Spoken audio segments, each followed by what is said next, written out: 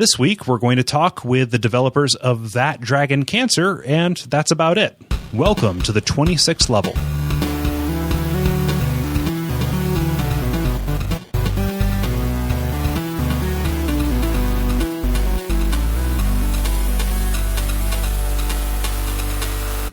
My name is Cole Ross. I'm Dennis Furia. I'm Ben Merkel. And welcome to The Level, a podcast for people who love video games. This week's episode started out as kind of being a normal episode with a special feature, but it quickly that special feature quickly turned into the entire episode. And you guys are going to be much more better off for it. So. Yeah, so yeah, definitely trigger warning. It's going to be kind of a bummer, but it is about a really worthwhile project that is out there happening. Maybe you've read something about it. It's a game called That Dragon Cancer that is in development and kind of making the rounds at the various shows. So we'll be talking with Ryan and Josh. We'll do the proper introductions here. But they were kind enough to share a demo of the game with us, and then we kind of sat down and had a little rap session about it. So probably a little bit different in tone than we normally take. Yeah. But it was pretty good, right, guys?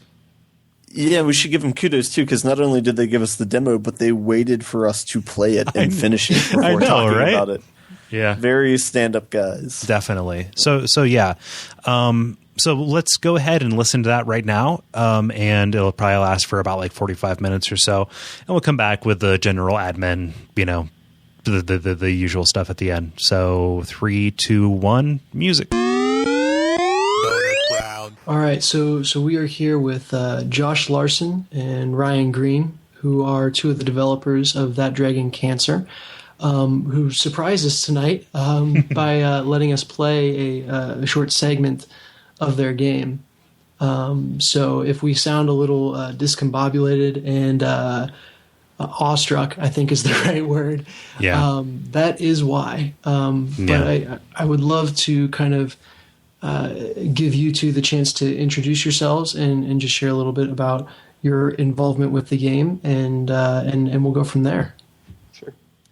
Well, my name is Ryan Green, and I am a software developer, a game developer. My wife and I, Amy, have 4 sons, all under 8, Caleb, Isaac, Joel, and Elijah. And our third son, Joel, has terminal brain cancer, and That Dragon Cancer is about him and our journey with him in fighting this disease. My name's Josh Larson, and I'm a video game developer, and I've been working on this project with Ryan. We started it in November, and I do art, design, programming, just share most of the development work with Ryan, aside from writing and overall concept. So, happy to be here. Thanks, guys. Yeah. Thank you very much for coming on here, and also for sharing the game, that experience with us. You're welcome. Thanks for having us. Yeah. Dennis, go ahead. I interrupted you. Yeah, no, you're fine. Like I said, I'm just trying to pull myself back in from that demo. It was absolutely amazing, and I've followed the game for a while and done a lot of reading about it. But to actually experience that segment of it is incredibly powerful. Have a sense of understanding of what everyone was talking about from the videos from E3. So. It's one thing to read about it. Like before we got on, when we were doing our pregame, we were like, "Oh, we're not going to be maudlin. We're not going to be so and so overly serious, break from tone." But then that hit us, and it's like, "Oh God, where are my tissues at?" Yeah. So mission accomplished, good sirs. Yeah. Yeah. Well, so we just played a stunning piece of video game. Right up there with Dear Esther and the likes. But I understand that this wasn't always necessarily a video game. And for someone who might not be as familiar with That Dragon Cancer, could you kind of walk us through the way that it has evolved over the time you've been working on it? Yeah, totally.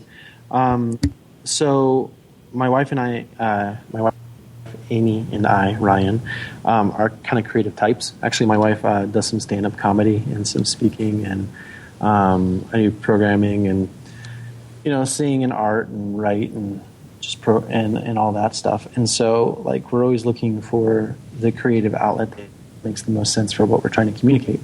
And I think over the last 3 years, we've kind of found many different ways to kind of express that.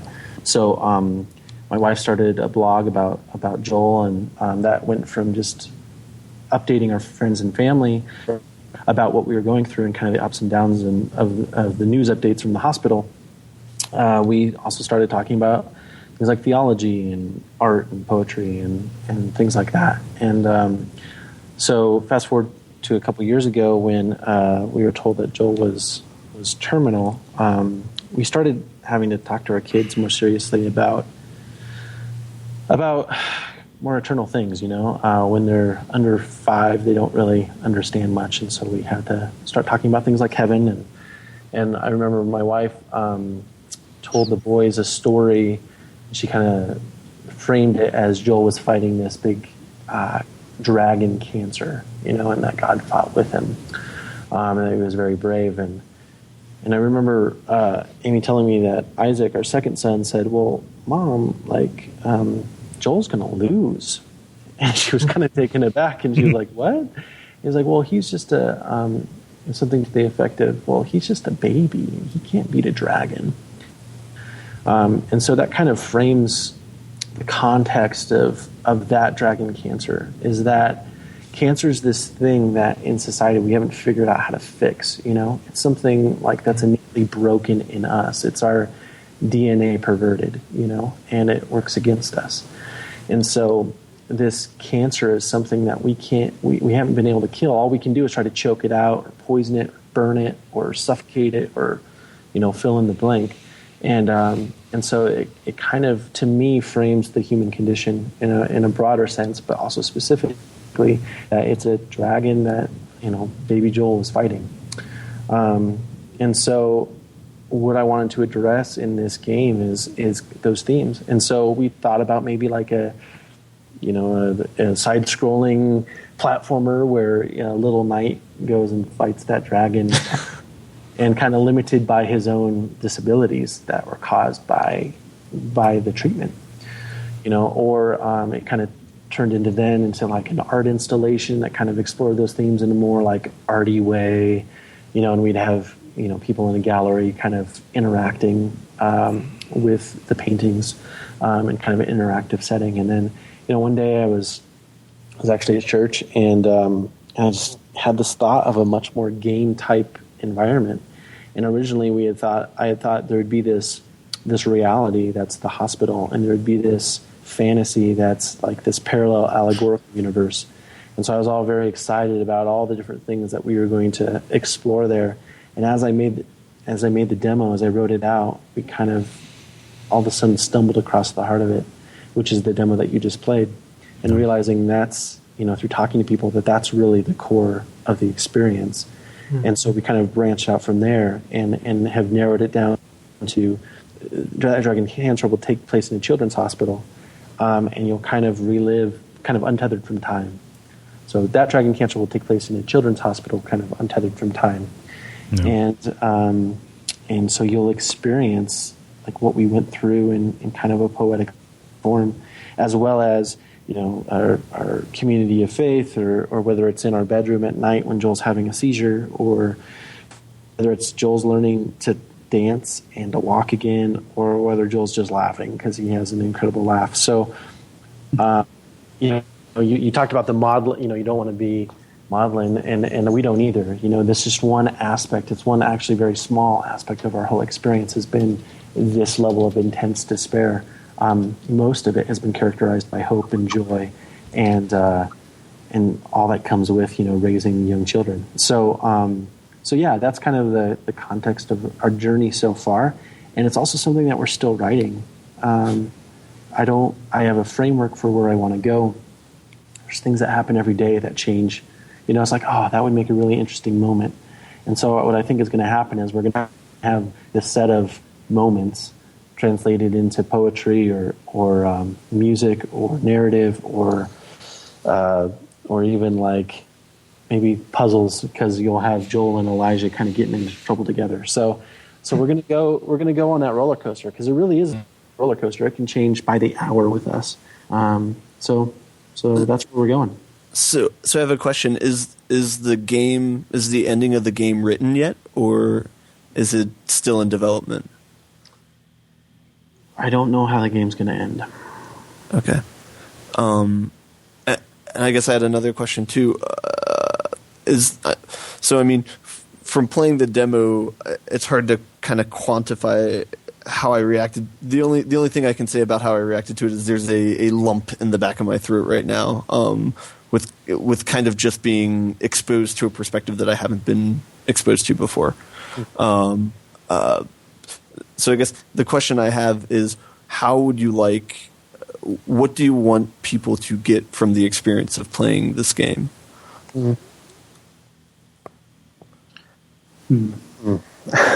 I think one thing that Ryan said that I really like, that sticks with me, is the part of the film from Rise of the Guardians that you really like, talking about how staring death in the face and declaring that you're not afraid of it. Yeah. But what was that? Can you expand? Yeah. Okay. So Rise of the Guardians is this animated film that you would not expect to be deep at all, right? So Jack Frost and the Easter Bunny and the Tooth Fairy and Santa Claus and the the guy that makes you sleep. The Sandman. And then the Boogeyman, okay? And so, of course, all the heroes, all the guardians of the children, their currency is belief and good dreams, right? And the currency of the Boogeyman is fear. And so that's manifest in like this really, scary and honestly kind of creepy, swarm of gnats that kind of invade the children's dreams. Anyway, at one point, Jack Frost says, he looks at fear and he says, or the Boogeyman, and he says, "I believe in you, but I don't fear you." And I think that that's something that I want to instill in this game. That I want people to be able to look at death and say, "I believe you're there, and you're gonna eventually arrive, but I don't fear you." And for us, it's gonna arrive for all of us. Man, we could get hit by a bus tomorrow. Right. So for Amy and I, and our experience with our children and with Joel, we just realize we don't know how much time we have, right. And so we should choose to love and encourage each other, and to get past that fear of death. And I think the demo that we've created, it's kind of like, if you think about, watching an adventure movie, you've got the hero, and he's trying to get to some destination, falls into a pit, and it's all muddy, and he's like trying to climb out, and he tries to do every single thing that he can. And it's like the point in the movie where he just keeps slipping and he can't quite get out. But then at the very last second, there's some other character that reaches down with his hand and grabs him. Right. And so the demo that we have is kind of like that. It ends right as the other hand reaches down. Right. And so our intention is to add before and after that, so to speak. So we might shove you into a pit, but we're not going to leave you there. Right. Okay. It's good. That's good to know. Yeah. Obviously, what you shared in that snippet of the game is intensely personal. I was very, very struck by some of the commentary at the beginning, talking about, at first I thought it was the hero of this story, right? And I just felt throughout that entire thing, watching you lose your innocence and kind of feeling I was losing my innocence in that respect along with you. Yeah. And I'm kind of curious, That's a very vulnerable place to share. Have you felt tempted to hold parts of that experience back? And then also, still on the personal side, have you shared this with obviously your wife, but any of your kids? Do they? It's kind of a vulnerable position to see dad in, right? Sure. And so what's been their interaction with it, and has that helped? Is that something you're still thinking through? What has been sharing that like? Yeah, it's tough for me because we wrote a book called He's Not Dead Yet. Mm-hmm. And we wrote it in prose and we had pictures, and it was kind of like we're thinking, okay, this is kind of for kids because it was told from the perspective of an older brother. And so it has a child's voice. And I was kind of reticent to let Caleb, my oldest, read it. And then I had him read it to me one night, and it was just like the heaviness of what I was saying kind of struck me for the first time. And I think my children understand death because it's been overshadowing us their whole life, Mm-hmm. And so I think that our children kind of handle it in stride, But it kind of puts a fear of God in me to talk about it and to have children read it. And so for me, like that was pretty raw and pretty brutal. And so That Dragon Cancer is even more raw and can be more. And so I'm like hesitant to really say it's a child's game. I think it's for parents. I think where Remission, where you shoot cancer cells and you fight off the disease, that's for children. And this is kind of for the parents of those children. So I'm avoiding letting Caleb play it, even though he really wants to and he really loves video games. Because I'm not sure I want to take him there yet, because he's 7. And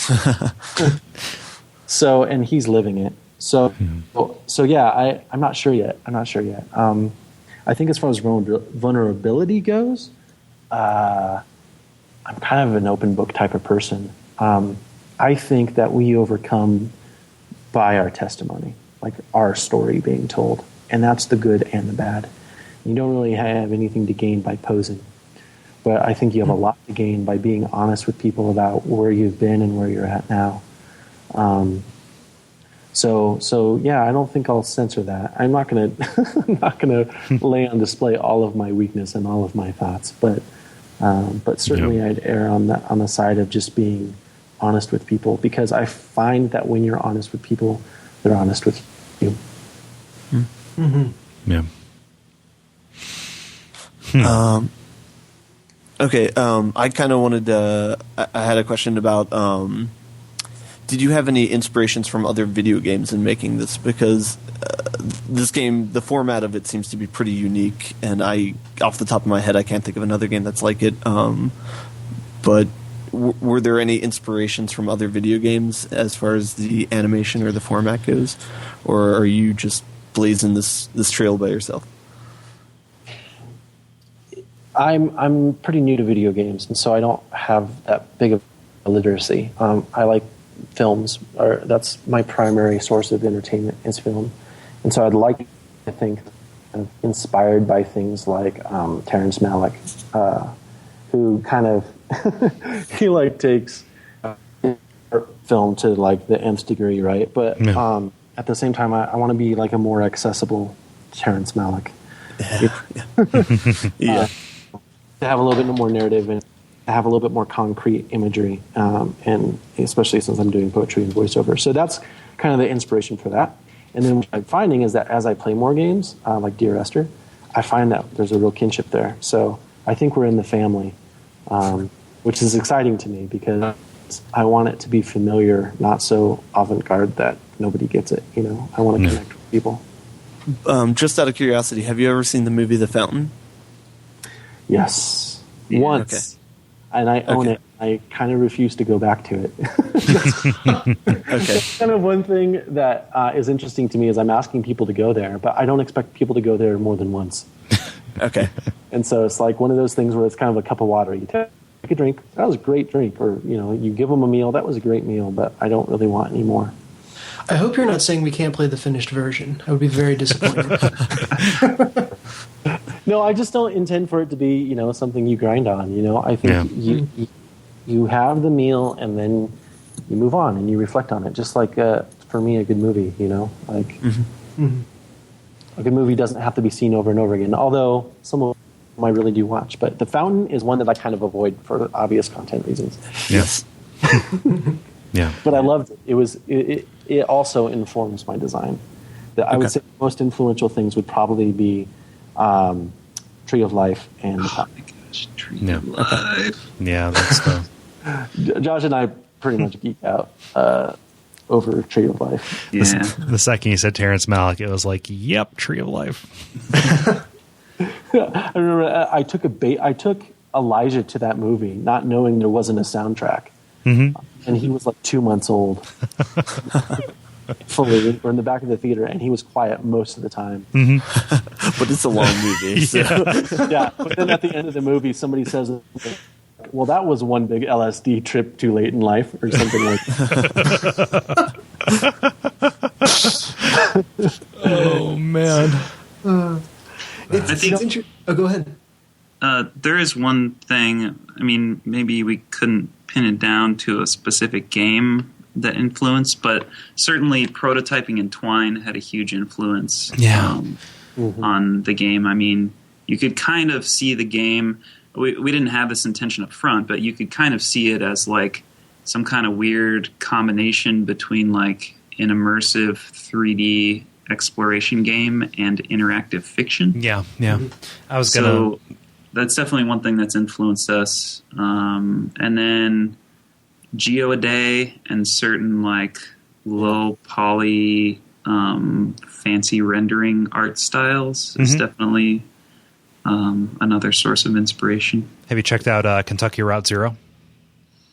Yeah. Oh man, it's so awesome. Yeah, it's really good. I haven't played Act 2 yet, but I played Act 1 and was totally amazed by it. No, I mean, I just, but prior to hopping on here in preparation, kind of for the show, I figured, hey, we're talking about some pretty heavy stuff. So I went back and played and then replayed Depression Quest. So Twine was kind of at the top of my mind while I was looking at this stuff. So did you actually prototype this in Twine? I did. I could probably send you the link. It was interesting to me that like it was amazing because once we wrote it, like it kind of stood on its own. Like you could almost release it in Twine because the text was good enough, and that's where I kind of want to get. Like aside from the visual thing, all the pretty things we want to do, and all the immersive, voice acting and natural sound and all that. Like I feel like the text needs to stand on its own. Yeah, definitely. So moving forward, that's how we're going to prototype all of our scenes. Yeah. Oh, cool. Yeah. So you'll probably be able to, download the low-fi version and then like the high-res version. Yeah. What was the game we were talking about Ben not being able to run earlier? Any game, practically. No, we were again, like the third reference, Dear Esther. I was like, hey, will this run? Just because we're in a mood, I suppose. I'm so excited because being a snobby Mac user, I to see Dear Esther on the Humble Bundle, I was. Yeah, no, definitely.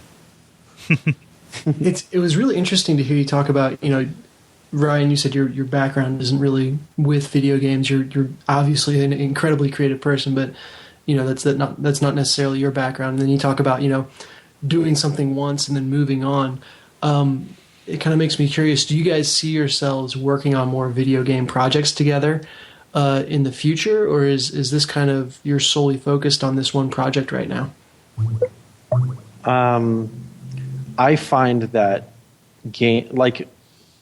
as I'm working on this stuff, I'm realizing, this is kind of what I was made to do, I think, because I wanted to be a filmmaker for certain reasons. But what I'm finding is like games and film are so closely related with the aspect that then you can have a conversation with the viewer as the creator. And so I think about that a lot and how I think that the interactive medium more closely mimics how I see the world and how the world works. As far as like there being a creator and the creator creating a world and putting us in it and wanting us to love him and love each other. And so I kind of want to model that in games. And I think doing a game like this with such a serious, realistic subject, like a nonfiction subject, I think this will be one of the few that I do. Because I would like to move on to more fun games. Yeah. But still like firmly rooted in like a meaningful experience. Yeah. I think that if you don't share the way that you see the world, then you're not going to have much to say. Yeah. Josh, I've heard awesome. you use that term, meaningful games, in a couple different places. Yeah. I guess I blogged about it a little bit a couple years ago. And then I've organized a couple game jams dedicated to it. And that's actually one of the couple places where Ryan and I first interacted. So that's kind of how we got to know each other a little bit more, was participating in that. And I guess that's something I'm really passionate about, is people infusing a video game or video games with their own worldview, and how that gives you something to say, to put it in Ryan's words. So I think that's a really important thing that people aren't very intentional with a lot of times. Game designers don't often think about what their worldview is and how to express that in a video game. So I think that's something I really want to see more of in the medium. Yeah, that's what's kind of maybe one of the missing components of meaning in the mechanics. Is that a lot of time just game designers see it from a very engineering perspective, that all the meaning that can be surmised is in the mechanic, right? Like all meaning is in the form. And so, I personally believe that there is meaning in the form, but that meaning in the spirit, the personhood, what makes you, is what infuses it with something more, And so I think it's kind of a both and. Like, you have meaning in the mechanic, and you also want to infuse your spirit into it, if that makes sense. This is kind of an off-the-wall question, but, you're operating in very similar spaces, so it makes sense to ask. Have you played Cart Life at all? I haven't played it yet. I haven't either.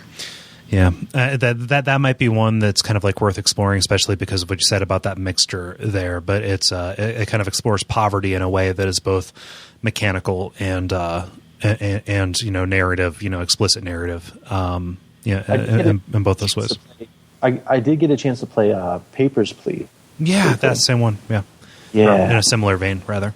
Yeah, and what I was so struck by in playing it was how freaked out I was not to know all the rules. Yeah. And remember all the rules, and I didn't want to make a mistake. Mm-hmm.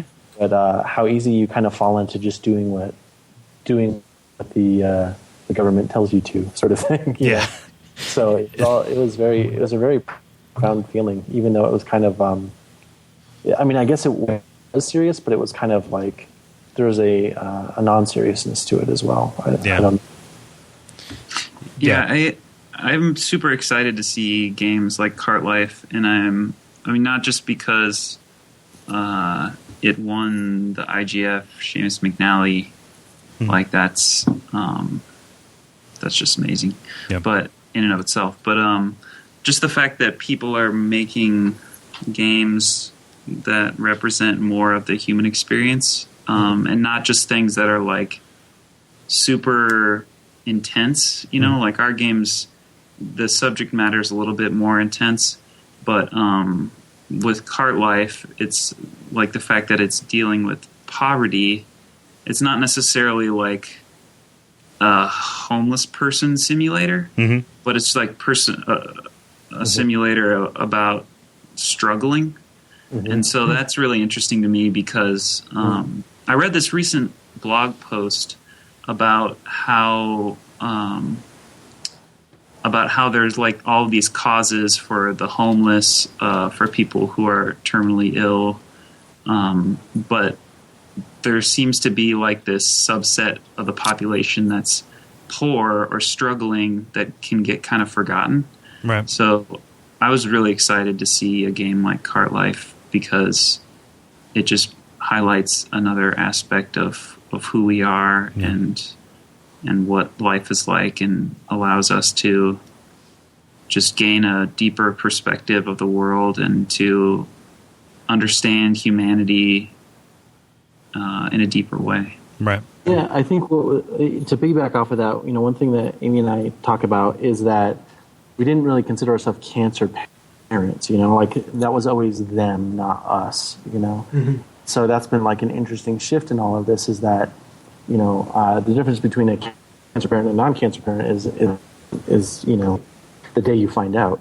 Like that turns you into a cancer parent. And so I think what's interesting about what you were saying there is that our demo is actually about Joel being dehydrated because of the stomach bug.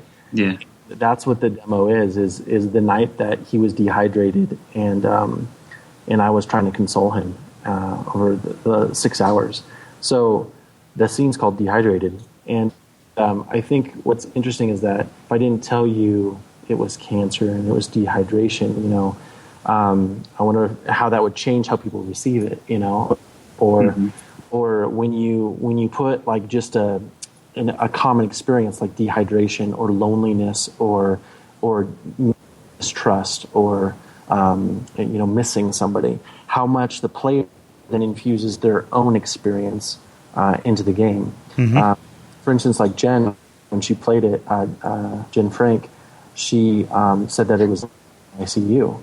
Well, actually, it's just a hospital room. It's not an ICU, but there was that experience that she had that was kind of transposed into the game. Mm-hmm. So I think when we focus on kind of universal things and we kind of explore those, it allows the conversation allows the player to insert themselves into the scenario more than just focus a homeless person simulator, Yeah.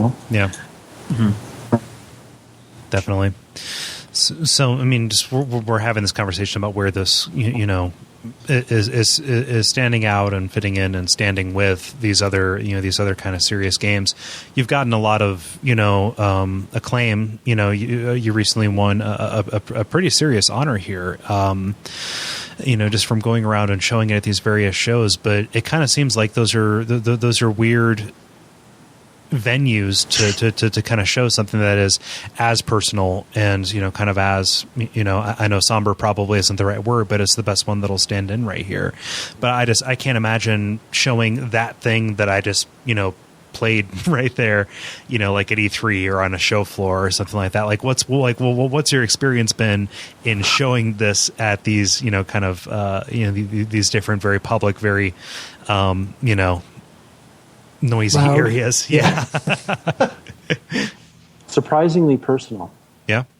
Really? Yeah. It's some people break down. Some people give us really big hugs. Some people just sit there for a few minutes. Some people quit because they can't handle it, and some people just don't even go there. You can kind of see like where they're at and where their wall's at, Mm-hmm. And for the most part, it's been very positive. But you can tell a few people that you're like, I actually didn't have permission to do that to you, Right. And so I feel bad about that. Because in a different context, they might have been more willing. But it is amazing to me to see able to. I mean, maybe that's just the power of video games, right? Because it kind of consumes all your senses. Yeah. Whereas you can like passively look at a TV screen while dinner. You can't while you're playing a game. Yeah. So maybe just even though it's allowed, like people are still able to be immersed because they have the big headphones on, and it's all of their concentration. But yeah. I don't know. When you're watching something, you can fiddle with something with your hands. I'm playing with a multi-tool right now, But like just like there's something about that tactile experience and deciding, for instance, to pray. Mm-hmm. Just in a particularly poignant moment of that. I could see how that would be. Has there been an especially memorable or impactful response that you've gotten, or is that too personal to the people that have experienced this with you? Yeah, I do feel uncomfortable talking about it specifically. Yeah, because it is. It's an intimate, private conversation. So with a stranger, right? And I think that's the neatest thing that we want to do is create like a permissive space where people can talk about it. Like one of the things I'd still love to do is have that gallery space where people can play the game or play scenes from the game or or even if we added certain living paintings along with it, would allow people to have that space to talk about those things. Like just to talk about, I mean, it's funny, as soon as I tell somebody my personal story, they tell me theirs. So just creating that space for people to do that, I think is very, very helpful. You just don't feel so alone, you know? Yeah. And it's wonderful to be it's a conversation a lot of people are unwilling to have. I mean, well, how do you bring it up? You know, yeah. Oh, hi, my kid has cancer. You know? Then what? Just thinking about just like as a video game. I mean, what do you do in video games? You hop on turtles and you shoot aliens. It feels unique in that space, but it's unique in general, just in life experience. Unless you're out there seeking that conversation out, and it's a really brave step for you guys to go out there and, again, for lack of a better word, kind of aggressively start it. Yeah, you kind of have to. Yeah. I have one experience that I've talked about before. I was having a really bad day, and I went to Best Buy to get my camera fixed. And so I'm there at the Geek Squad table, and I'm trying to show them how it's like broken, and then it just works. So I'm like, okay, great. Now what? And then a friend that happened to work there came up and asked me about Joel, and I said, well, I'm feeling really down, and he's doing all right, but there's this, and this. And the guy behind the counter says, well, I had brain cancer when I was a teenager. And we prayed, and it changed form, and so here I am. And it was just like, I would never know that the Geek Squad member had cancer. Wisdom from the Geek Squad, literally a first in the universe. So that actually changed my day. It was just because somebody was willing to ask me in public about it. Right. Mm-hmm. Yeah, and that's kind of the way that we are trying to design this is to create a space that allows a meaningful or intimate conversation to happen after play.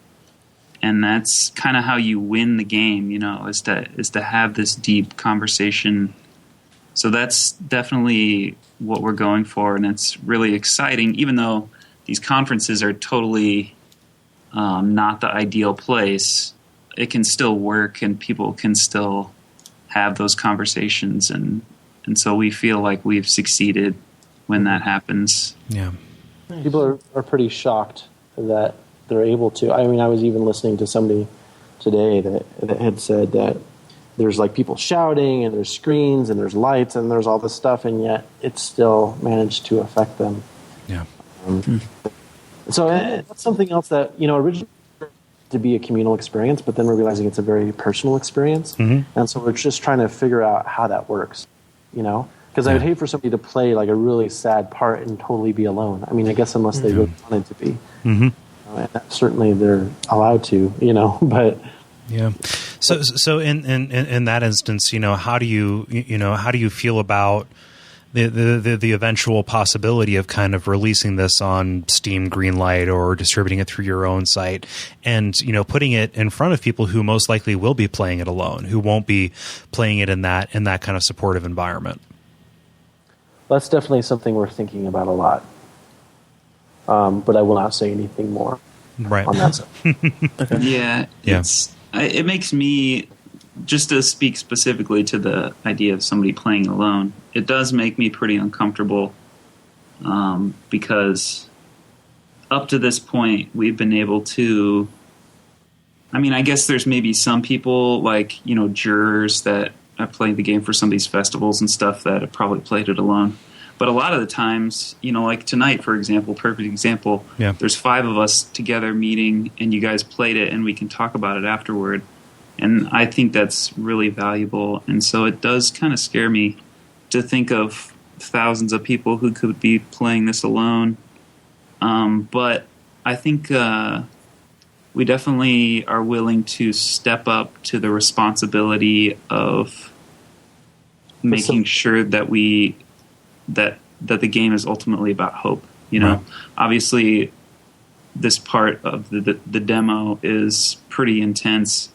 But even, if you can manage to get all the way through, it still ends on a hopeful note with some peace. And so it's definitely our intention to continue some of that peace and tenderness and like it's pretty hard to stay down when you hear the infectious laugh of a child. God, that laugh. So, yeah.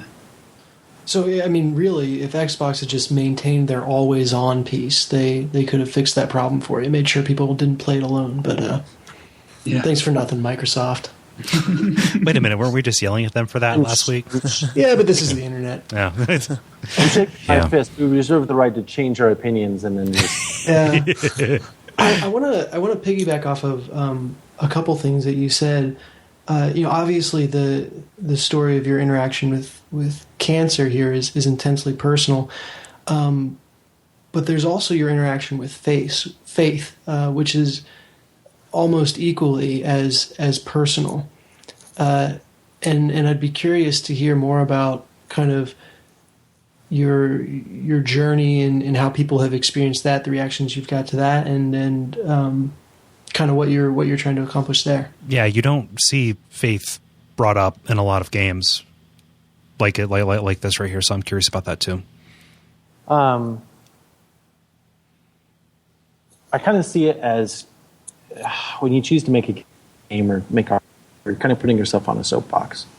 And so when you think of people talking about faith on a soapbox, it's usually like they're telling you about God from like an impersonal space. They're just like, well, God is this, or God is this, or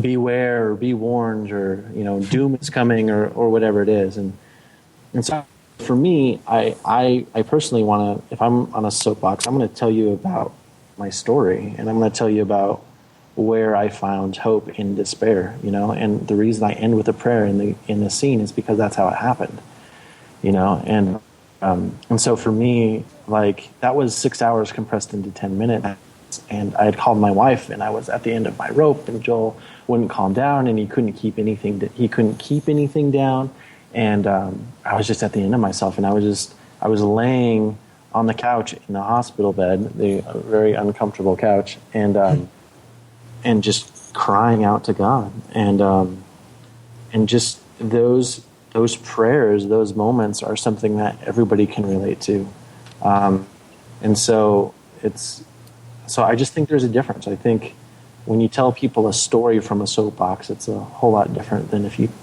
you yell at people through a megaphone.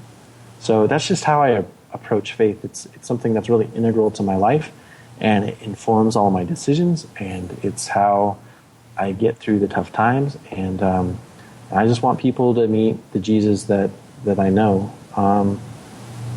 So rather than the one that everybody's kind of talking about. So, so that's how I approach it. Awesome. Yeah. Well, thank you guys for what you're doing. It's It was an incredible experience to be able to play that tonight. Yeah. Impactful is a word I can think to describe that. Yeah. Thank you, guys. Yeah. So just kind of, looking towards the future here, with E3 very closely behind us and you guys being involved in that, where are you going to be next with this thing? Like, if somebody were to drive out and get a pass or whatever, like what's next for showing this thing to the world? Currently, Rezzed just got over.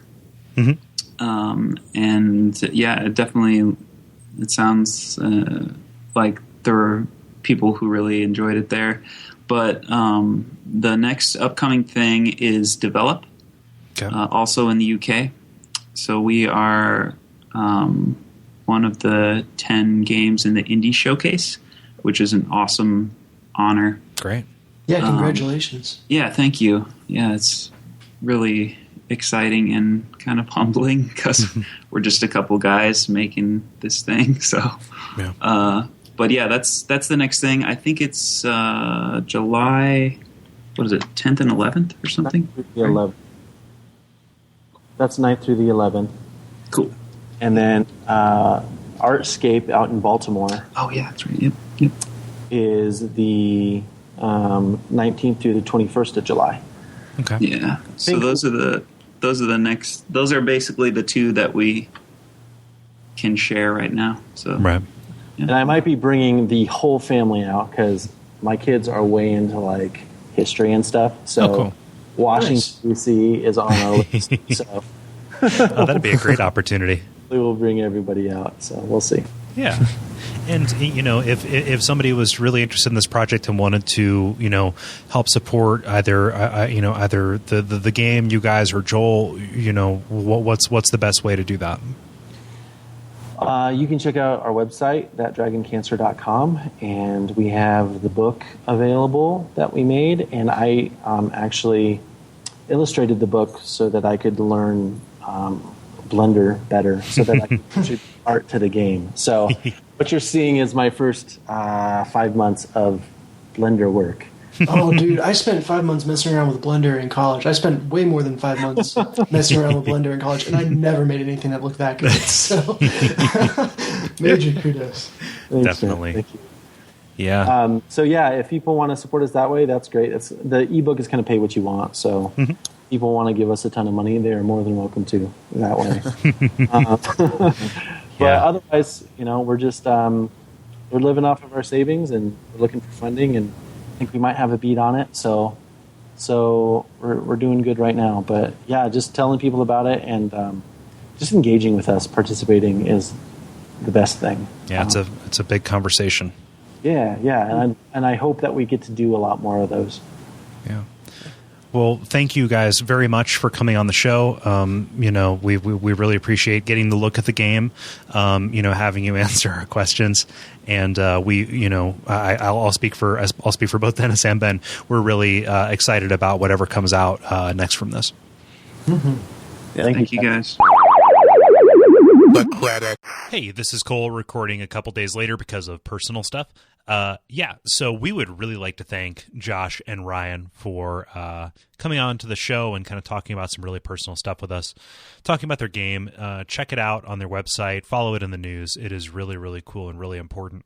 I'll keep the admin stuff pretty short, but if you want to see more of the show, go to Duckfeed.tv/thelevel, where you can find other episodes of the show. Like us on Facebook. That's Facebook.com/thelevelpodcast. Subscribe on iTunes, ratings, reviews, all of that's really important. Check out the other shows on the network, blah, blah, blah.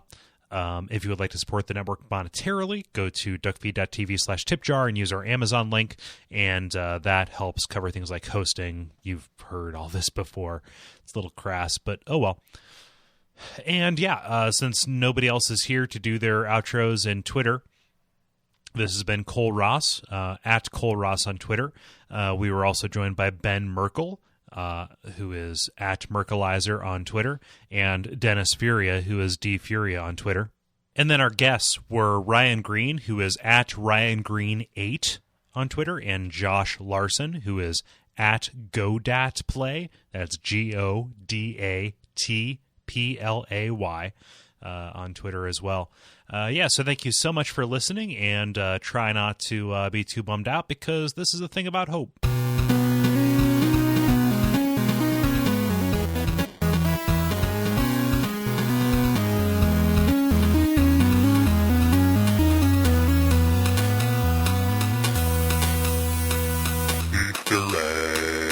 Did you like the fact that he used the term grind on as well? Yes. I didn't immediately think to comment on it. I'm glad that I didn't. Just like, that's a segment that we do. It's called The Grind. You see, it's funny because